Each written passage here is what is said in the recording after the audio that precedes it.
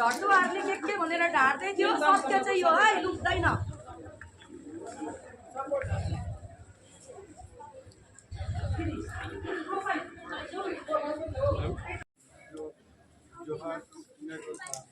आज हामी यहाँ आएको डुवर्सबाट आएको छु।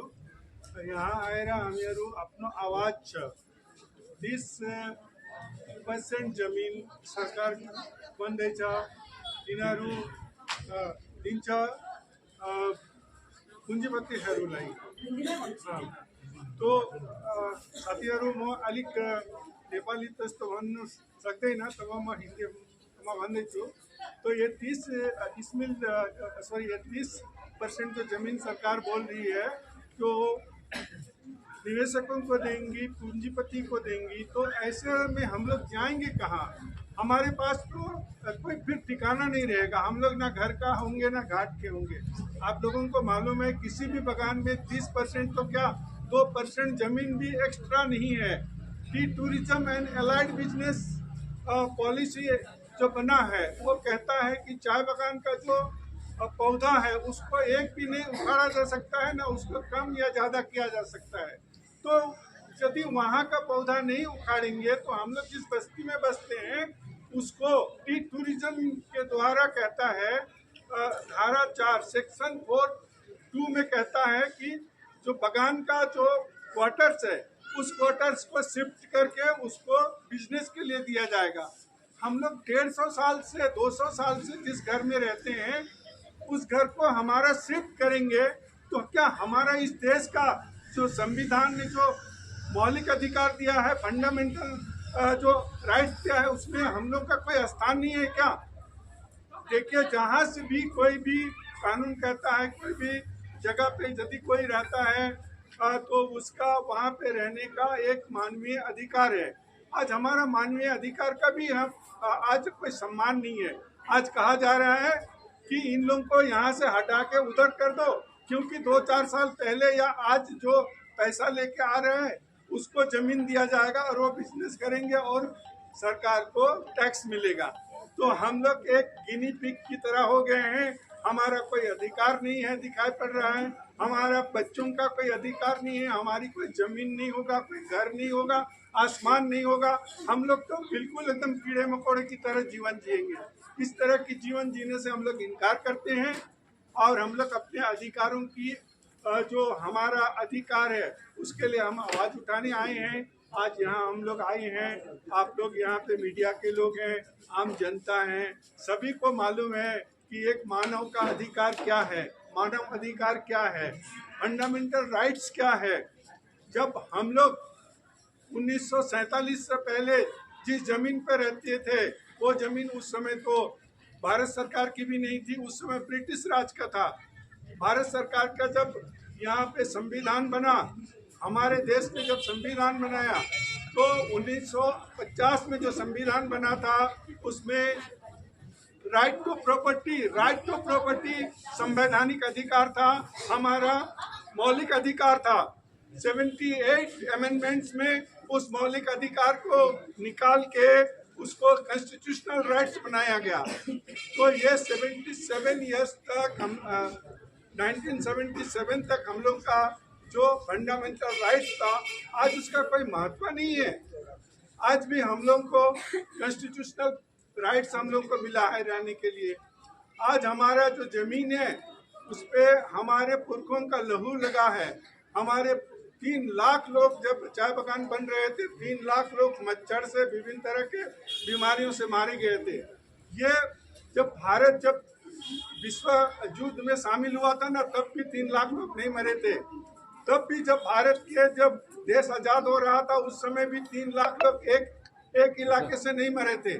यहाँ पे चाय बगान जब बना उस समय 3 लाख लोग मरे थे, वो हमारे पुरखे थे। क्या उनका लहू के जो हमारे रगों में बह रहा है, आज हम लोग को इस जमीन पर रहने का अधिकार नहीं है क्या?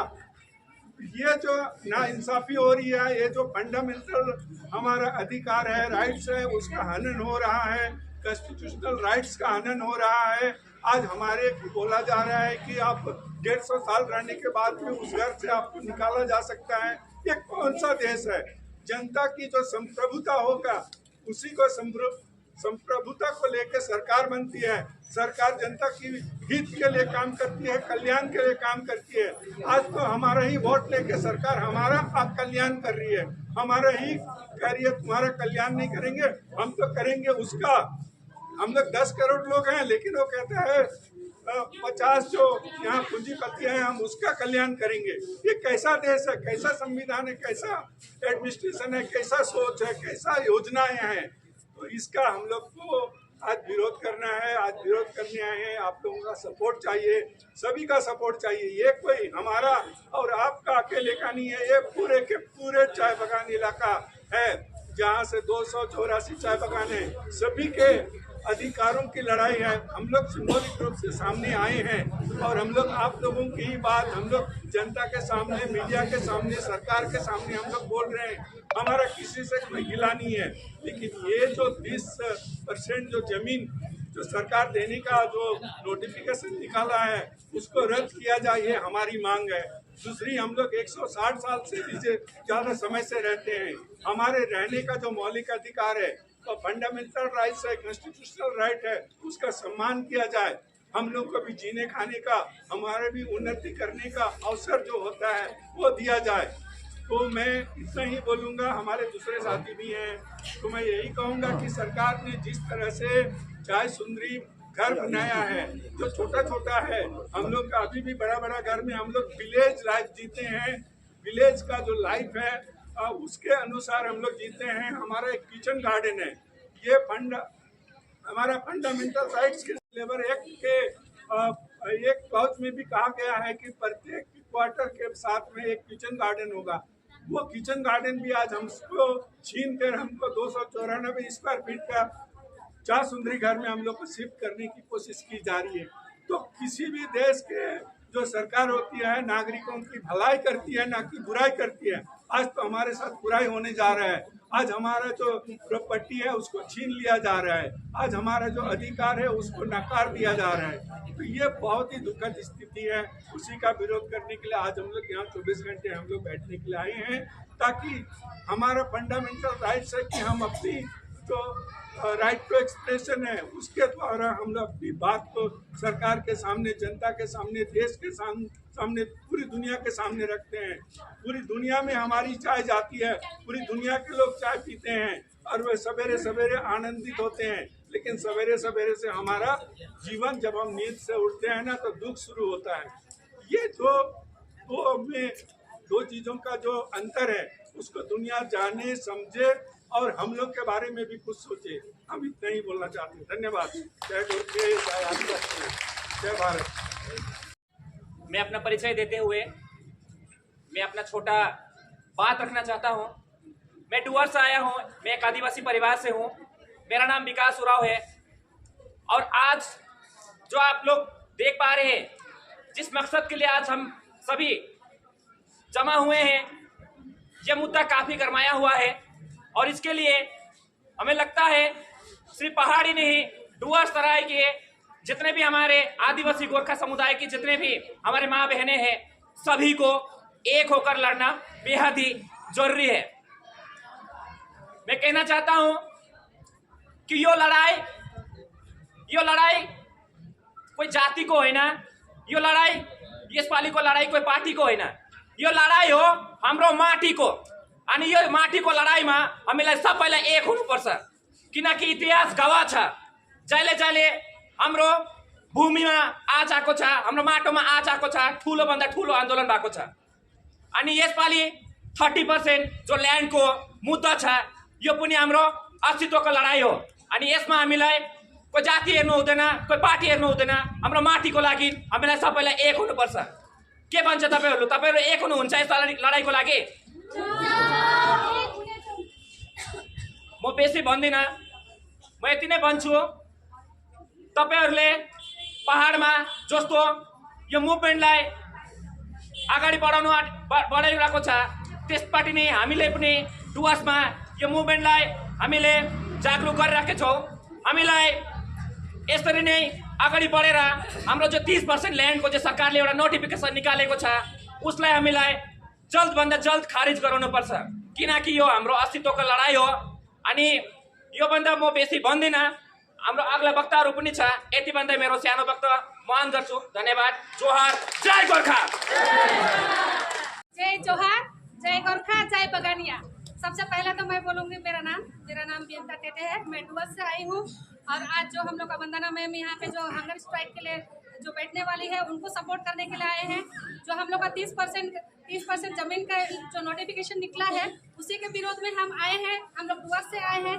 आज ये लड़ाई आज हम लोग यहाँ हिल से शुरू कर रहे हैं, आपका दार्जिलिंग डिस्ट्रिक्ट से शुरू कर रहे हैं।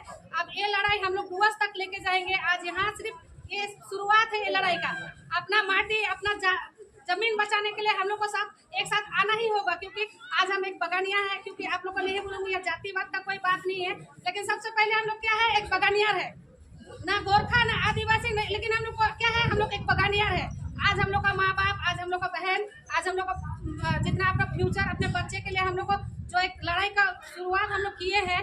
आज प्रथम 15 दिन यहाँ से शुरुआत किया है। ये लड़ाई काफी दिनों से हम लोग शुरुआत कर चुके थे, लेकिन जब अभी 30% का नोटिफिकेशन निकला है, अभी करो या मरो का सिचुएशन आ चुका है। तो आप लोग इसके लिए रेडी है? हम लोग आप लोग को डुवर्स में बुलाएंगे तो आप लोग डुवर्स जाएंगे। तो इतना ही कहूंगी। आज दीदी जो यहाँ पे हंगर स्ट्राइक बैठ रही पीसफुली, आज हम सपोर्ट करेंगे। किसी को हम लोग दोष नहीं देंगे। ना तो हम लोग को सरकार, ना राज्य सरकार, ना तो सेंट्रल से हम लोग को कोई आपत्ति है, लेकिन उनका जो नीति है उनके खिलाफ हम लोग लड़ाई है। तो आज हम यहाँ बैठेंगे पीसफुली। हम लोग यहाँ पीसफुली बैठने आए हैं। हम लोग किसी को डिस्टर्बेंस नहीं करेंगे। हम लोग अपना बात यहाँ रखने आए हैं। सरकार को सुनना पड़ेगा। आज ये सिर्फ शुरुआत है। यहाँ से आप आज डुवर्स और तराई को पकड़ेगा, तब आप लोग का जरूरत पड़ेगा तो आप लोग सारे आएंगे ना हम लोग के पास। बस इतना ही कह के सबको एक साथ एकजुट होकर लड़ना पड़ेगा हम लोग का अपना जमीन बचाने के लिए। इतना ही कह के मैं अपना छोटा वक्तव्य यही अंत करती हूँ। जय जोहार, जय गोरखा। मिरिकबाट है एउटा श्रमिकको छ। विशेष गरी आज चाहिँ हामी मिरिकबाट चाहिँ धेरै मात्रामा आज आएको छौँ। अनि विशेष चाहिँ हामी चाहिँ किन आएको भन्दाखेरि आज हाम्रो मेन जमिनको लडाइँ है, जुन चाहिँ 30% ल्यान्ड चाहिँ जुन चाहिँ हाम्रो यहाँ ठुल्ठुलो बिजनेसम्यान है, जुन चाहिँ बिजनेस कम्पनीहरूलाई अरू कम्पनी बिर्ला है, अडानीहरूले दिने चाहिँ घोषणा हाम्रो सिएम म्याडमले गर्नुभएको छ। त्यसको चाहिँ हामी घोर निन्दा गर्छौँ, घोर विरोध गर्छौँ। किन भन्दाखेरि चाहिँ हाम्रो इतिहास चाहिँ हाम्रो बाजे पुर्खादेखिको इतिहासलाई चाहिँ उहाँले निमट्टाउनै उहाँले यसलाई बाँच्ने काम गर्नु भइरहेछ है। यसको चाहिँ हामी घोर विरोध गर्छौँ। किनभने हामी गोर्खाहरू चाहिँ हामी यहाँ जमिनसँगै आएको है। हाम्रो इतिहास छुट्टै छ। हामीले सानोदेखिको हामीले चाहिँ अब हामीले पढ्दैदेखिको आएको, हामीले गोर्खाको इतिहास पढ्दाखेरि हामी चाहिँ ब्रिटिसको पालादेखिको नै यहाँनिर बस्दै आएको हो। अनि हाम्रो इतिहास 200 साल पुरानो छ। अनि यो 200 साल पुरानो इतिहासलाई चाहिँ गभर्मेन्ट चाहिँ यहाँको तपाईँको टिएमसी गभर्मेन्ट कति वर्ष भयो? 10 वर्ष, 15 वर्ष, कति वर्ष भयो? 15 वर्ष, 10 वर्ष आएको गभर्मेन्टले चाहिँ हाम्रो 200 वर्ष वर्षको इतिहासमा हामी बसेको हामी गोर्खाहरूलाई चाहिँ, गोर्खा आदिवासीहरूलाई चाहिँ हामीलाई यसरी यहाँबाट चाहिँ उहाँले निमन्त्रणै तरिकाले हाम्रो बाँच्नु त सक्दैन। अनि यसको चाहिँ हामी आज यहाँनिर आज हामी विरोध गर्न आएको छौँ। अनि यसको निम्ति उहाँले जुन चाहिँ अस्ति भर्खरै मात्रामा उहाँको हामीले आज पहाडको हाम्रो आमा बाबु चियाको जति पनि हाम्रो चियाको बुट्टामा खटी खाने दिदी बहिनीहरू छ, उहाँलाई हामी सपोर्ट गर्नु। यहाँ आज उहाँको सपोर्टमा साथ सपोर्टमा आएको हेर्नुहोस्। हाम्रो जति पनि आज दिदी बहिनी कमानको खटी खाने श्रमिक, जसले पनि श्रमिकलाई मात्रै अत्याचार गर्छ, जसले पनि श्रमिकलाई मात्रै अत्याचार गएको दिनमा हेर्नुहोस् 20% बोनस भनेर पछि हामी तिमीलाई 4% दिन्छौँ, त्यो बोनस दिएको छैन, पेन्सन दिएको छैन, गेजेटी दिएको छैन। यस्तो धेरैवटा कुरोहरू पेन्डिङ भइरहेको छ। र आज 30% को विरोध चाहिँ हामीले किन गर्दैछौँ भन्ने कुरा चाहिँ यो चाहिँ तपाईँ हाम्रो मिडियाको दाजुभाइहरूले पनि बुझ्नुपर्छ। हेर्नुहोस्, त्यो जुन चिया बगानको जुन एउटा टी छ, बुसेस छ है, त्यो एउटा बोट छ, वृक्ष छ, त्यो चाहिँ हाम्रो इतिहास हो, दार्जिलिङको इतिहास हो, त्यो गोर्खाको इतिहास हो। यो कुरा सबले बुझ्नुपर्छ, यो कुरा लिडरले पनि बुझ्नुपर्छ। किन भन्दाखेरि चियाको बुट्टा चाहिँ भारतवर्ष भन्दा जेठो हो। जब भारत स्वतन्त्र भएको थिएन तब चाहिँ हाम्रो बुट्टा चाहिँ थियो। यो कुरा सबले बुझ्नुपर्छ। आज हाम्रो इतिहासमा हमला हुँदैछ, हाम्रो इतिहासमा हमला हुँदैछ, हाम्रो इतिहास मास्यो भने गोर्खा मास्छ। यो कुरा पार्टी गर्नेले पनि बुझ्नुपर्छ।